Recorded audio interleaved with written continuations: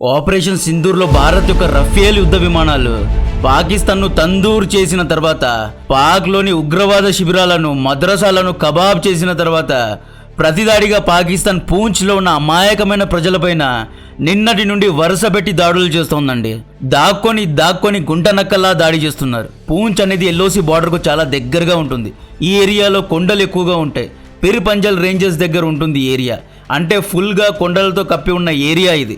ఈ ఏరియాలో ఎక్కువగా హిందూస్, సిఖ్స్ అండ్ ఇతర మతస్థులు ఉంటారు. కాబట్టే పాకిస్తాన్ ఇక్కడ దాడి చేస్తోంది. ఇక్కడ కూడా పాకిస్తాన్ మతాన్ని చూసుకోవడం చాలా తప్పు. పాకిస్తాన్ కాశ్మీర్ వ్యాలీ పైన లేదా కాశ్మీర్ సెంటర్ పాయింట్లో దాడి చేయడం లేదు. జమ్మూలో ఉన్న పూంచ్ పైన దాడి చేస్తోంది. ఎందుకంటే ఇక్కడ వేరు మతస్థులు ఉంటారు, గురుద్వారాలు ఉంటాయి కాబట్టి దాన్ని టార్గెట్ చేస్తోంది. పూంచ్లో పాకిస్తాన్ యుద్ధ విమానాలు డ్రోన్స్తో కాదు, మోటార్ ఆర్టిలరీ షెల్స్తో, యుద్ధ తోపులతో దాడి చేస్తోంది. ఇప్పటి వరకు అక్కడ 12 మంది సామాన్య ప్రజలు చనిపోయారు. ఇందులో 6 మంది సిక్ సోదరులు కూడా ఉన్నారు. ఈ దాడిలో లాన్స్ నాయక్ దినేష్ కుమార్ గారు వీరగతి పొందారు. దీనికి ప్రతీకారం తీర్చుకునే సమయం వచ్చింది. ఇండియన్ ఆర్మీ ఆపరేషన్ సింధూర్ 2.0ను లాంచ్ చేయాల్సిన సమయం వచ్చిందా?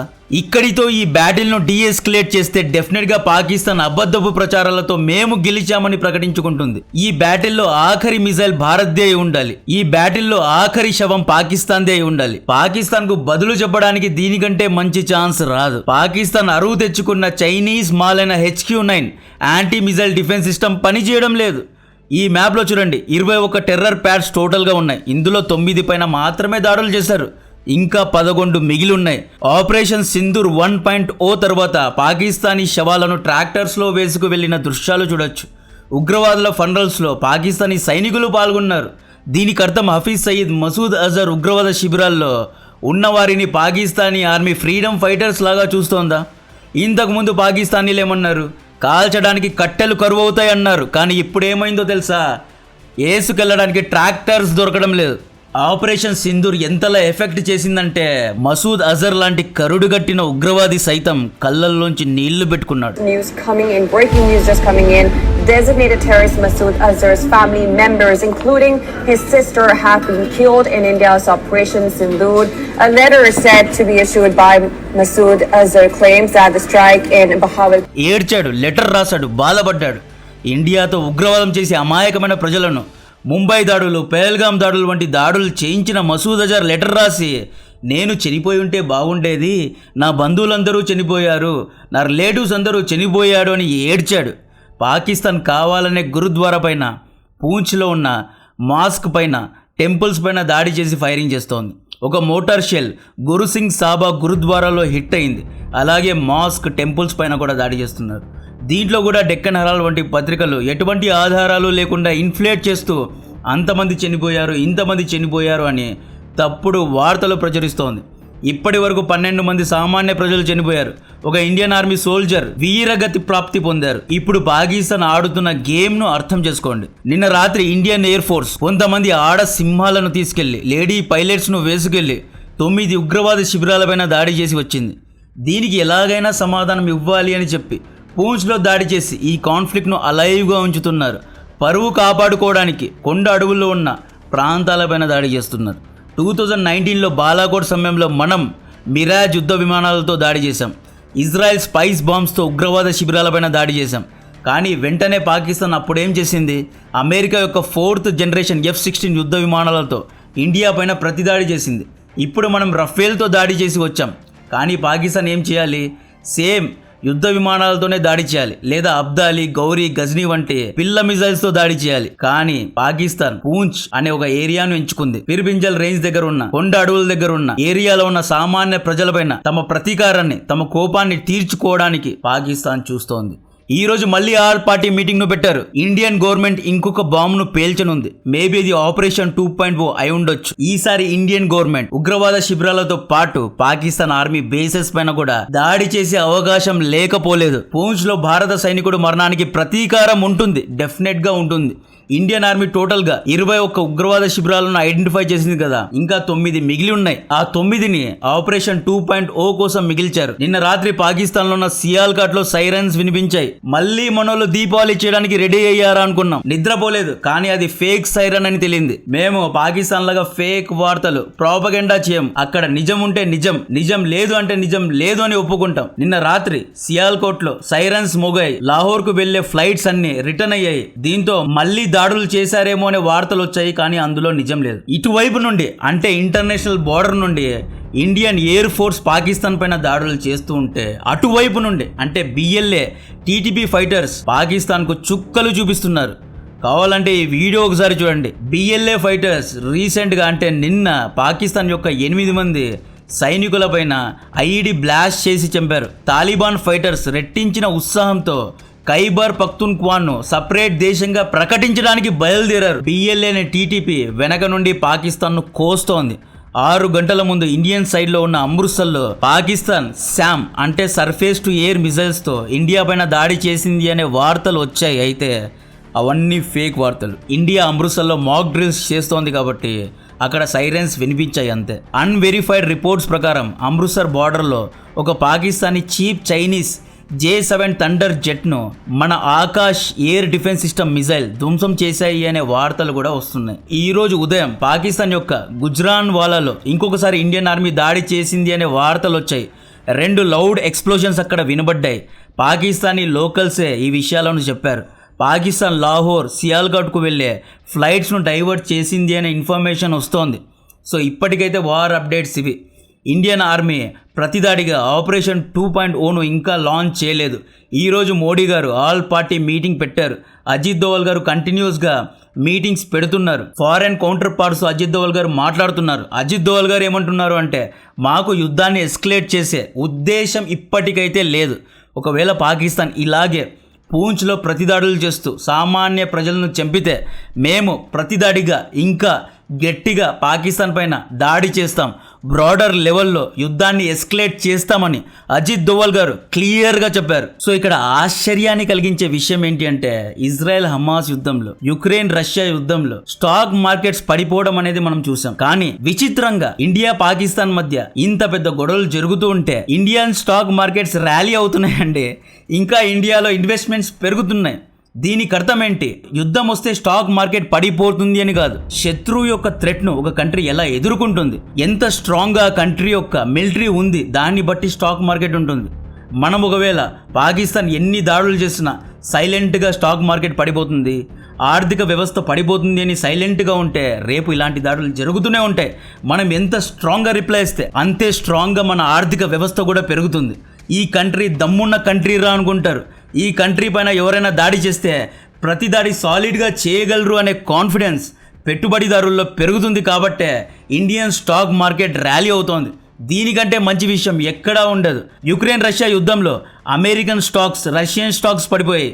ఇజ్రాయెల్ గాజా యుద్ధంలో ఇజ్రాయెల్ స్టాక్స్ పడిపోయాయి. కానీ ఇండియా పాకిస్తాన్ బ్యాటిల్లో మాత్రం ఇండియన్ స్టాక్స్ ర్యాలీ అవుతున్నాయి. సామధాన దండ భేద 4 విధాల చాణక్య నీతితో ఇండియా ప్రతిదాడి చేస్తుంది అని ఫారెన్ పెట్టుబడిదారులు, తెల్లోళ్ళు కూడా నమ్ముతున్నారు. ఇండియా పైన భరోసాను ఉంచుతున్నారు. దీనికంటే మంచి న్యూస్ రాదు. నెక్స్ట్ టర్కీ దగ్గరకు వస్తాం. గుంటనక్క టర్కీ పాకిస్తాన్కు యుద్ధ విమానాలు పంపడానికి ట్రై చేస్తుంది అనే వార్తలు వస్తున్నాయి. ఒకవేళ టర్కీ యుద్ధ విమానాలను పంపిందా, అర్మేనియాకు మనం బ్రహ్మోస్ను కాదు ఆకాష్ డిఫెన్స్ మిసైల్ సిస్టమ్ను సప్లై చేయాలి. అర్మేనియాలో భారత సైనికులు దిగాలి. అర్మేనియన్ సోల్జర్స్కు ట్రైనింగ్ ఇవ్వాలి. టర్కీను అంత ఈజీగా వదలకూడదు. ఓవరాల్ సమ్మరీ ఏంటి అంటే, పాకిస్తాన్, చైనా, టర్కీ వంటి దేశాల ద్వారా 4.5 జనరేషన్ లేదా 5th జనరేషన్ యుద్ధ విమానాలు అడ్డుకు తినే పనిలో ఉంది. అంటే అరువు కోసం చూస్తోంది.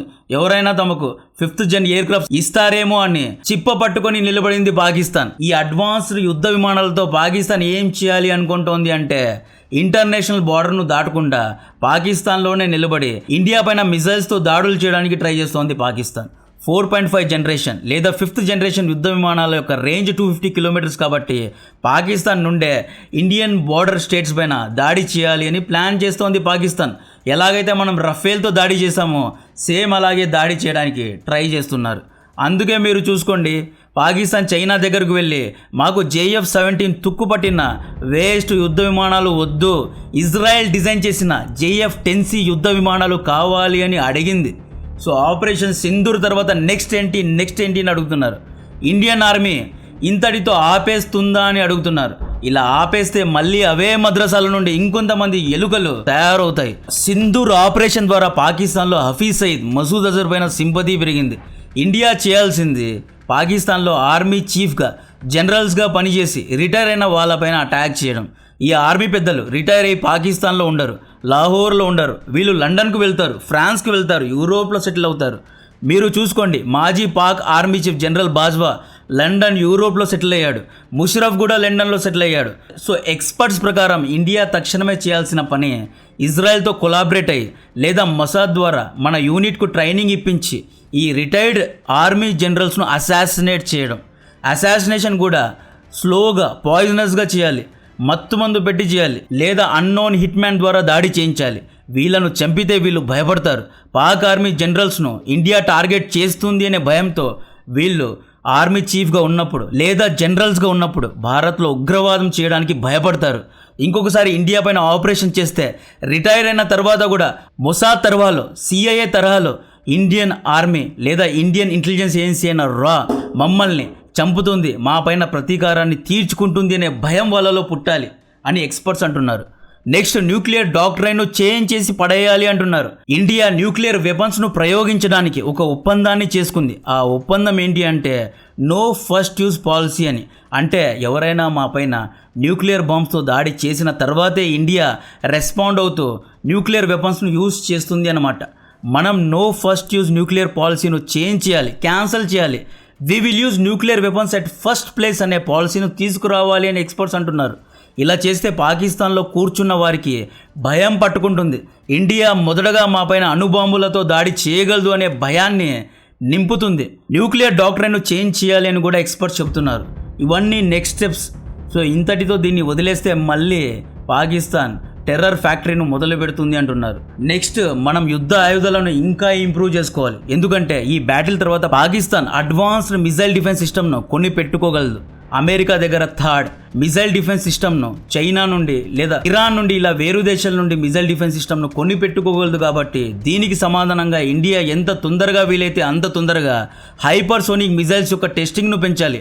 హైపర్సోనిక్ మిసైల్ యొక్క సంఖ్యను పెంచుకోవాలి. ఈ హైపర్సోనిక్ మిసైల్స్ను ఎటువంటి మిసైల్ డిఫెన్స్ సిస్టమ్ ఇంటర్సెప్ట్ చేయలేదు కాబట్టి దీన్ని రెడీ చేసుకోవాలి. ఈ హైపర్సోనిక్ మిసైల్ యొక్క స్పీడ్ మ్యాక్ 15 ఉంటుంది. మ్యాక్ 15 అంటే సౌండ్ స్పీడ్ కంటే 15 టైమ్స్ ఎక్కువ అన్నమాట. ఇండియా వార్ డ్రోన్స్ యొక్క మ్యానుఫ్యాక్చరింగ్ను కూడా పెంచుకోవాలి అని ఎక్స్పర్ట్స్ భావిస్తున్నారు. ఇండియా బాలాకోట్ సమయంలో చేసిన తప్పే ఇప్పుడు కూడా చేయకూడదు. బాలాకోట్లో మనం దాడి చేసిన తర్వాత పాకిస్తాన్ ప్రతిదాడి చేసింది. అభినందన్ గారిని పట్టుకున్నారు. అయితే దీని తర్వాత ఇండియా ఎటువంటి రెస్పాన్స్ ఇవ్వలేదు. ఇష్యూను డీఎస్కలేట్ చేసింది.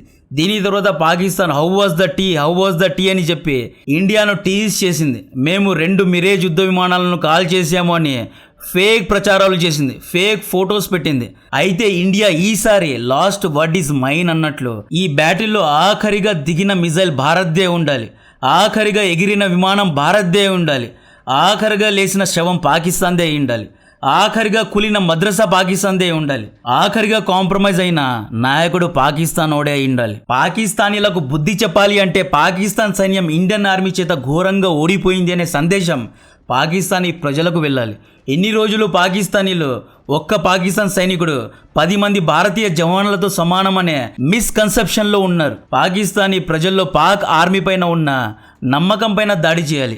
ఆపరేషన్ సింధూర్లో మనం డిఫరెంట్గా పాకిస్తాన్ పంజాబ్లో ఉన్న బహల్పూర్, ముర్దిగేలోని మద్రసాలపైన ఎందుకు దాడి చేశామంటే పాకిస్తాన్లో పాకిస్తానీ ముస్లిమ్స్ మేమే సుపీరియర్స్ అనుకుంటారు. మిగతా బలోచ్, సింధ్, పాస్టూన్ ముస్లిమ్స్ అందరినీ ఇన్ఫీరియర్స్గా చూస్తారు. మా పైన అంటే పంజాబీల పైన ఇండియా దాడి చేసే దుస్సాహసం చేయదు అని చాలామంది పంజాబీలు, లాహోరీలు నమ్ముతూ ఉంటారు. కానీ ఈసారి పంజాబ్లో మిజైల్స్ను దించి ఈ సుపీరియారిటీ పైన దాడి చేశారు, ఈ సుపీరియారిటీ పైన దెబ్బ కొట్టారు. 1971 తర్వాత పాకిస్తాన్ పంజాబ్ పైన దాడి చేయడం ఇదే మొదటిసారి. ఈ మొత్తం ఆపరేషన్లో హైలైట్ ఇదే. దీనికంటే సాటిస్ఫైయింగ్ న్యూస్ అనేది ఉండదు. సో వార్ అప్డేట్స్ గురించిన మరిన్ని డీటెయిల్స్ ఇస్తూనే ఉంటా. కంటెంట్ నచ్చితే వీడియోను లైక్ చేయండి, ఛానల్ను సబ్స్క్రైబ్ చేసి అందరికీ షేర్ చేయండి. జై హింద్.